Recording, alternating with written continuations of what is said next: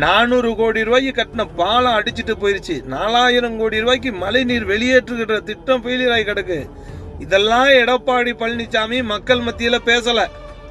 திமுகவுடைய மேம்போக்கான எதிர்ப்பும், மக்களுக்கு தங்களுக்கு வாக்களிச்சா தீபாவளிக்கு சேலை தர்றேன், உங்களுக்கு நியமன வேலை தர்றேன், இதெல்லாம் பேசிக்கிட்டு இருக்காரு.